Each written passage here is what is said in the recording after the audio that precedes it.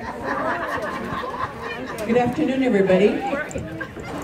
This young lady standing here is Miss America. Her name is Cara Mund. She's from Bismarck, North Dakota.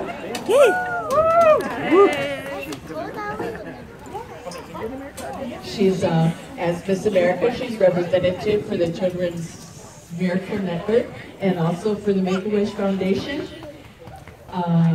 She's going to talk to the crowd here, and afterwards you all have a chance to take pictures. Okay? Yeah, I'm first. Okay.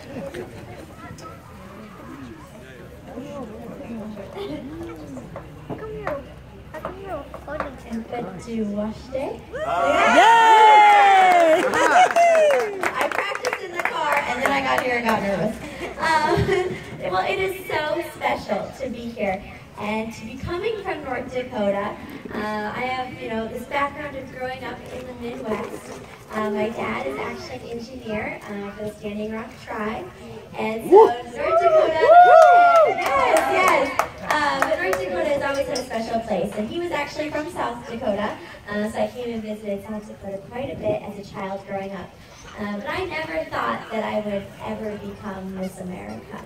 And I had this dream when I was 5 years old, and I say it's so important. The leaders of today really are influencing our children. And there was a young girl who, she was a scholar and an advocate for change in our community, and she had something about her that I just admired. And I wanted to be just like her. And so when she became Miss North Dakota, I knew I too had to become Miss North Dakota. And our children often imitate the actions that we do, and I even named a Barbie doll after her. And I thought, if she can be Miss North Dakota, I can too. And so growing up, I was very active in dance, and I was fortunate enough to go to a few different competitions across the United States, and I just loved performing for people. I wasn't necessarily huge into the competition aspect, but instead the performance and getting to put joy into people's lives. And so when I was 13, I actually discovered this passion I had for giving back to our community of Bismarck. And I had two classmates that were diagnosed with cancer. It was Amber DeRoche and Kayla Hillstead. And on my 14th birthday, Amber passed away. And at her funeral, all memorials had gone to the Make-A-Wish Foundation. And I didn't know much about Make-A-Wish at the time. I was just this middle school student. I was active in student council, but had never really done anything big on a leadership aspect on my own. And so, I went to Kayla and I said, have you considered Make-A-Wish? It gives an opportunity for you to have whatever it is that you want. And Kayla said she was in the process, but there just wasn't enough funding. And it was considered a rush wish, which means we're not sure how much time we had left. And at 14, you think you're invincible and that nothing's going to happen to you, but you just never know, and you have to live each day to its fullest. And so I went to student council, and they said, we've already done all these different fundraisers. We're just not going to get the support. And so at that point, I could have either sat back or I could have taken the initiative. And I thought, well, why don't I take my talents and try to raise some money? And so I went around the community and I decided to put on a charity fashion show. It was something that hadn't been done, and I felt like I would get the support of the Bismarck Van Dam community, but I wasn't sure. And I remember as I was going around asking stores for clothing or looking at venues, someone said, you're too young to actually make a difference. And for me, that was a challenge, and I was willing to accept it. And I was willing to show them, the support that you have within your community. And when people believe in you, what can actually be accomplished. And so I was fortunate. I put on the show. My goal was to raise $1,000, and the day before the show, I only sold 9 tickets. And I was convinced I was going to have to pay to put on the show, and I wouldn't have actually raised any money.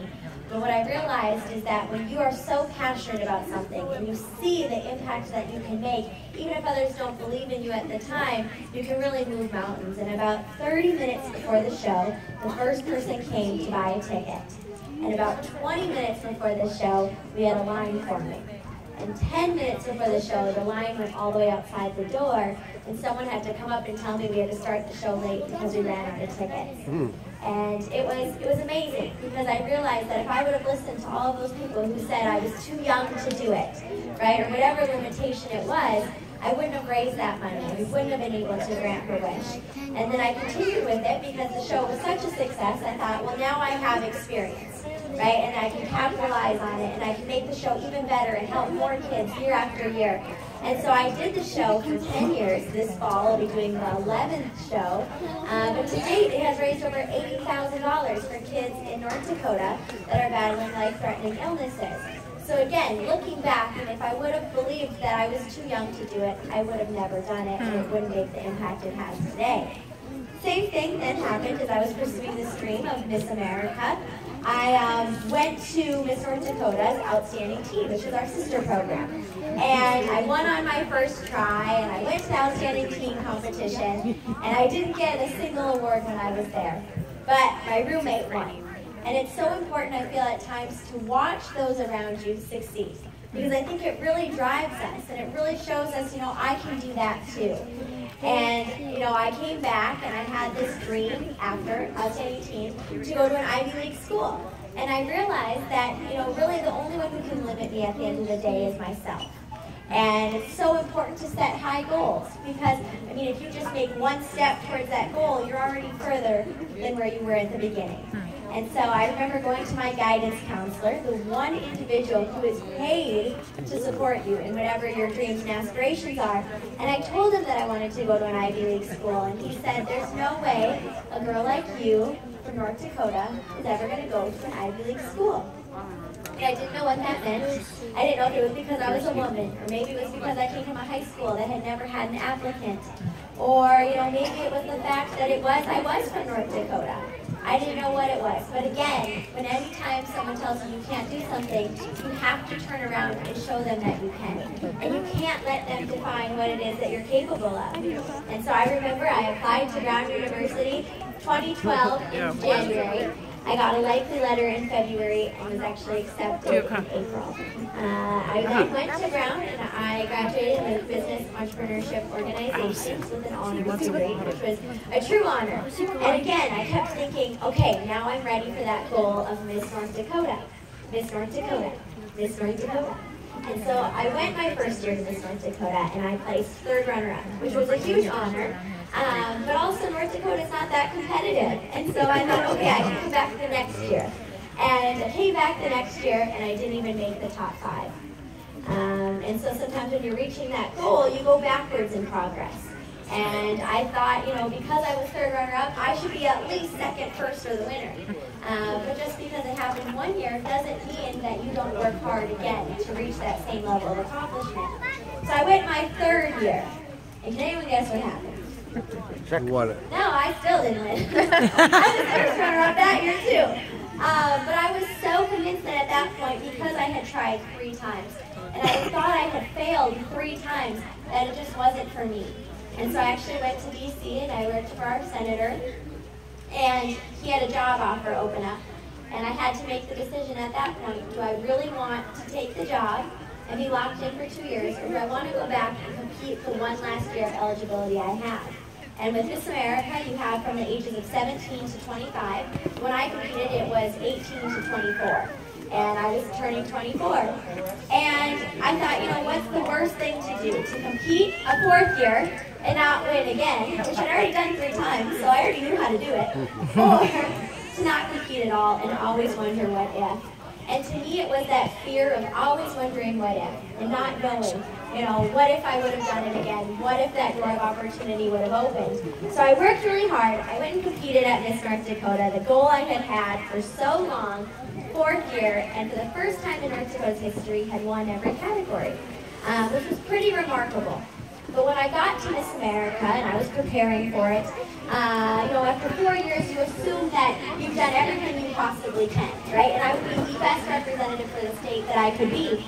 But I had so many people telling me things I need to change about myself to become Miss America. And it was things like you need to cut your hair, you need to dye it a different color, you need to change your talent, you need to change the way you portray yourself to people, and don't tell them where you went to school. Don't tell them all the accomplishments you had. There's so many things, and it was that they were trying to make me fit into some type of mold. But I think the beauty of our society today and of Miss America is that there is no set mold. And I say there's Miss America walking around all around us. It's anyone who's, giving back to your community, anyone who's working hard in school, anyone who's taking your talents and trying to make such a difference in our world. And I remember the night before Miss America, someone came up to my mom and said, your daughter's pretty good. It's too bad she's not from a bigger state. And again, it was all of these stereotypes, right? They knew that I had taken 4 years to compete and win Miss North Dakota. They had known that I came from a state that had never had one. But what I realized is just because our state had never had one didn't mean that I couldn't be the first one. That's something that's so important to keep in mind, is that keep striving for those dreams, because if you're not the first one, who will be the first one? And it's so important to open up that door of opportunity for all other individuals, boys, girls, whoever it is, within your state, within your tribe. And so that night, when I was competing at Miss America, and I made it through each round, I felt like it was a mistake. I kept thinking, I shouldn't deserve to be here. I shouldn't deserve to be here. But what I realized is that all of those years I had tried were actually practice for the opportunity that I would finally get to go and become Miss America. But the best part when I was crowned Miss America was that they didn't say your new Miss America is Cara Mund. They said your new Miss America is North Dakota. And again, whatever the accomplishment is that you do isn't just for yourself. It's for all those other people that you inspire. And like I said, the doors of opportunity you open. And because you did it, someone else is going to say, I can do it too. And so as Miss America, I get to travel across the country. Like stated, I won in September, so I only have 2 months left. But doors of opportunity have opened that I never expected. I got to go to the State of the Union. I got to be at the Indy 500. I got to be at the Kentucky Derby. I got to ring the bell at the New York Stock Exchange and be part of the Macy's Day Parade. And so again, it was this small town girl from North Dakota. And the dream was never to become Miss America. I say that all the time. I always was saying, I want to be Miss North Dakota. I want to be Miss North Dakota. And the best part is that I set this limitation, but I exceeded it. And again, just because it had never happened didn't mean that I couldn't be the first one.